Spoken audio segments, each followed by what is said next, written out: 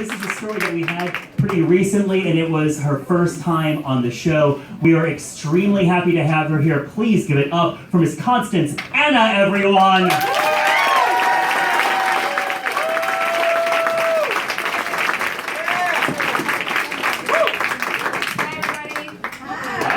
Can you hear me? Yes. All right.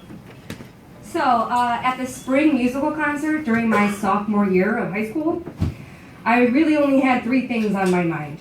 One was how freaking awesome I looked in my baby blue ruffled tuxedo shirt, red and yellow plaid mini skirt, and shiny black flared pants. In my defense, I didn't really hit my fashionable stride until junior year, but I was happy with my ensemble just the same.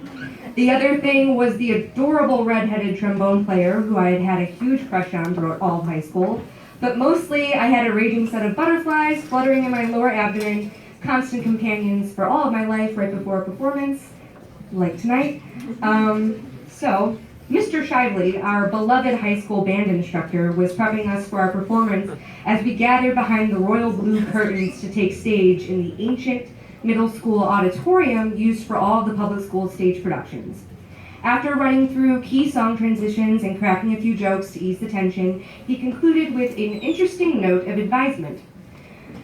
Okay, gang, just remember, and this is important, no matter what happens, don't stop playing. Although a given in any performance, his words gave an indication of some sort of surprise, not relating to false notes or fatal off-tempo beats of a bass drum. With the first note I blew through my saxophone, my butterflies disappeared and the audience remained in a distant darkness as the concert commenced without any hiccups. I tapped my foot to keep in time, smiled bashfully when the audience would applaud. Then came our last song, the Washington Post March. Is a lively, patriotic number, highly recognizable to anyone who's ever been to a parade, a school sporting event, or has watched a ton of Looney Tunes. We were not surprised, per our rehearsal, when Mr. Shively invited 90-year-old Mr. Matusik, a prominent school board member and art supporter, up to the stage as a special guest to conduct the orchestra during our final song of the evening. He looked older than dirt, but he had a jack-o'-lantern smile that emanated kindness. Mr. Matusik was met with cheers and whistles as he slowly climbed the stairs to stand before the orchestra, a respected pillar of the community, no matter how fragile and senescent he looked. As the cheers died down, he slowly turned to face us, and raising Mr. Shively's baton, he smiled and swished his hand, and then we began to play. Normally, when an orchestra musician isn't looking at their sheet music, the only other thing they lay eyes on during a performance is the conductor. If this were not the case, then I would have been staring at the adorable redhead in the trombone section for the entire concert. So while my ears were everywhere, taking in the sounds of the woodwinds, brass, and percussion exploding the most pompous and energetic of songs, my eyes were on Mr. Matusik. He led us from one measure to the next, focusing on each section whose turn it was to carry the melody, swishing his hands spiritedly. The bright stage lights beat down on us, making sweat dot at my temples and turning Mr. Matusik's papery skin translucent. He stood before us like a marble monument, his pallid face luminescent against the black backdrop of the audience. And suddenly, like a halting crescendo, Mr. Matusik's brandishing arms stopped waving. He looked like a bout of fatigue had just smashed into him. And before we knew it, he sank directly to the stage floor, right in the middle of the Washington Post March. We all remembered Mr. Shively's advisement just before taking the stage that night, so of course, we kept playing. Our chairs were situated in a half circle on a set of tiered risers. And sitting on the curve of the half circle, this allowed me to see 60 brand new marching band uniforms being lowered from the catwalks behind us.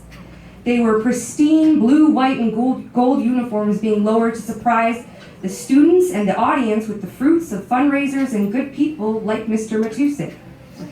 The Washington Post March thundered on as the new uniforms lowered completely behind us, and Mr. Matusik lied still on the stage like a chalk outline at a crime scene.